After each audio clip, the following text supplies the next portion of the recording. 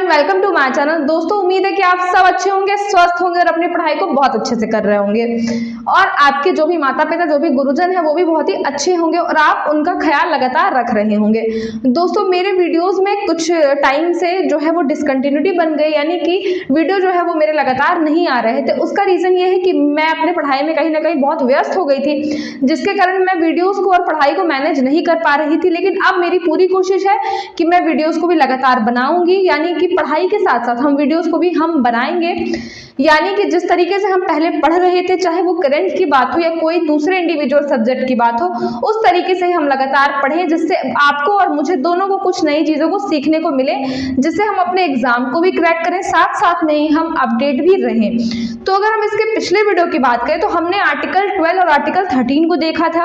आज के वीडियो में हम आर्टिकल 14 को देखेंगे, यानी कि भारतीय संविधान के आर्टिकल 14 को देखेंगे। हमने भाग 1 को पढ़ा था, जिसमें हमने यूनियन एंड इट्स टेरिटरी पढ़ा था, जो कि आपका 1 से लेकर 4 आर्टिकल्स थे। फिर 5 से लेकर 11 आर्टिकल्स में हमने भाग 2 नागरिकता पढ़ी थी। हम अगर तीसरे बात करें तो मौलिक अधिकार की हमने शुरुआत कर दी थी। मौलिक अधिकार को हमने अच्छे से हम समझ लिए थे, कंसेप्ट भी समझे थे।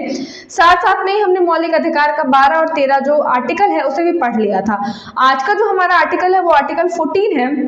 हम पूरी कोशिश करेंगे कि हम आर्टिकल 14 को समझें, या हमारे कोई भी एक चूक भी हमसे ना छूटे, एक भी हमारे एक पॉइंट भी ना छूटे, जिससे हमारे एग्जाम में कभी प्रॉब्लम आए। और हम ये इस तरीके से पढ़ें, इस तरीके से हम कोशिश करेंगे आज के ही वीडियो में हमारे सारे कंसेप्ट क्लियर हो जाए, जिससे हमें कभी भी कोई दिक्कत ना हो। तो चलिए वीडियो को स्टार्ट करते हैं। उम्मीद है कि आप सब अच्छे होंगे और साथ साथ में अगर आप मेरी वीडियोस को देख रहे हैं तो लाइक एंड सब्सक्राइब जरूर करिए। चलिए वीडियो को स्टार्ट करते हैं।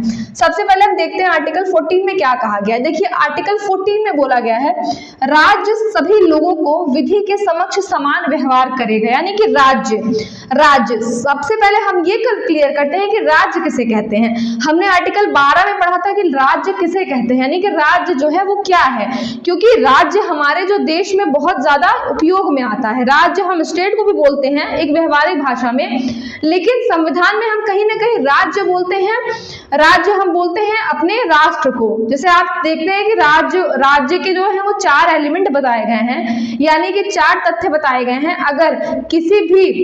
अगर कहीं पे भी पॉपुलेशन है, लैंड है, भूमि है, वहां पे एक कोई ना कोई गवर्नमेंट है और एक एडमिनिस्ट्रेशन है, तो उसे राज्य की परिभाषा में रखा गया है, वो राज्य है। लेकिन आपको याद होगा आर्टिकल 12 में हमने पढ़ा था राज्य, यानी कि राज्य वो होता है जो कहीं ना कहीं गवर्नमेंट, जो हम कह सकते हैं सीधे भाषा में गवर्नमेंट बॉडी।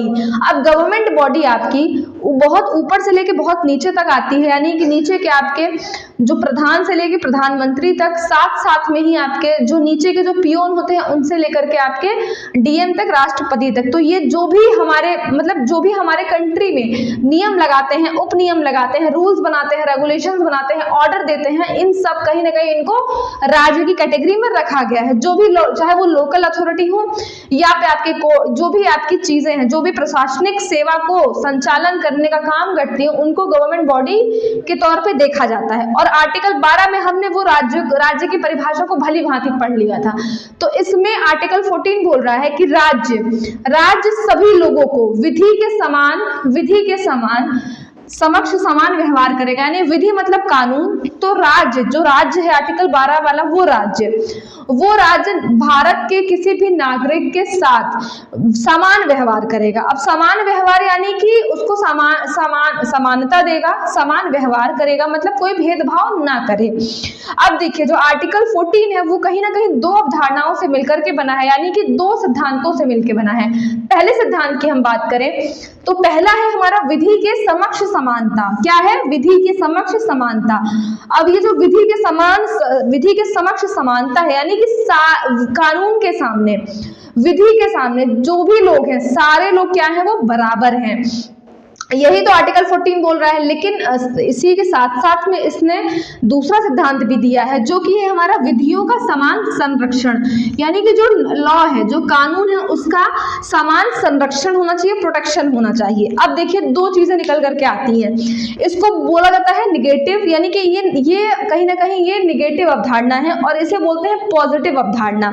अब इसका रीजन क्या है? तो रीजन ये है दोस्तों कि मान के चलिए एक एग्जाम्पल देखिए। मान लीजिए कोई एक दिव्यांग है, कोई कहीं ना कहीं हैंडीकैप्ड है और हम सामान्य हैं, कुछ लोग सामान्य हैं और कुछ लोग हैंडीकैप्ड हैं। तो अगर हम इस कानून के अकॉर्डिंग चलते हैं, विधि के समान सबको समानता मिलेगी, तो यहाँ यानी कि हम सब एक रेस में हमें लोगों को दौड़ाना है और उस रेस में एक ऐसा व्यक्ति है जिसकी आंख से नहीं दिख रहा है, एक ऐसा व्यक्ति है जिसका जो पैर है वो एक खराब है, और दो लोग ऐसे हैं और एक जो है वो पूरा रिष्ट पुष्ट व्यक्ति है, और हम उनको एक रेस में दौड़ाते हैं और हम उनको लगातार वही बराबर का समय देते हैं, बराबर का उनको डिस्टेंस देते हैं और उन्हें बोलते हैं दौड़ो। तो ये हो गया हमारा इस कानून का एग्जाम्पल। क्यों? तो ये कहीं ना कहीं निगेटिव है, क्योंकि जो सामान्य जो व्यक्ति है, जो रिष्ट पुष्ट व्यक्ति है, वो तो बहुत जल्दी से अपने गोल को अचीव कर लेगा, लेकिन कहीं ना कहीं जिसके आंख से नहीं दिख रहा है, जिसको पैर से प्रॉब्लम है, वो उस रास्ते पे चल नहीं पाएगा, और चलेगा भी तो बहुत देर में पहुंचेगा।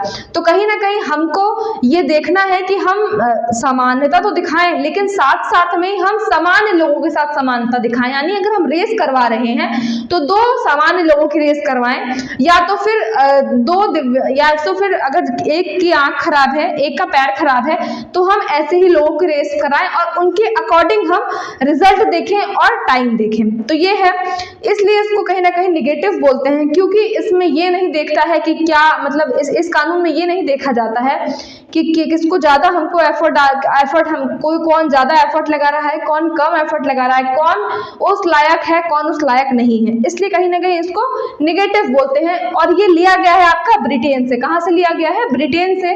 क्या बोला गया है? सभी के लिए सामान्य कानून। अगर हम दूसरे अवधारणा की बात करते हैं तो इसमें बोला गया है विधियों का समान संरक्षण। ये हमारे अमेरिका से लिया गया है, याद रखिएगा। सामान्य के लिए सामान्य, यानी कि जो भी लोग सामान्य हैं उनके लिए समान कानून, ये इसका कहीं ना कहीं इसका कहना है। और इसको एक तरीके से पॉजिटिव रखा गया है, इसको पॉजिटिव अवधारणा के अंतर्गत रखा गया है। कहीं ना कहीं अगर हम आरक्षण आप सुनते हैं, आरक्षण की भी शुरुआत जो है वो यहीं से होती है।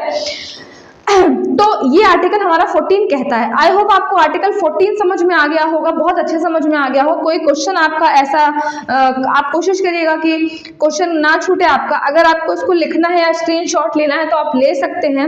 आर्टिकल 14 हमारा खत्म होता है, इसके बाद हम आर्टिकल 15 देखेंगे और फिर आर्टिकल 16। इस तरीके से हमारे आर्टिकल के सिलसिले चलते रहेंगे, साथ साथ में ही हम करंट से भी अपडेट आपको कराते रहेंगे बीच बीच में। अगर ऐसी मुझे कोई लगता है कि न्यूज आ रही है जो आपके लिए इंपॉर्टेंट है तो मैं उसको जरूर उस पर वीडियोस बनाऊंगी। तब तक के लिए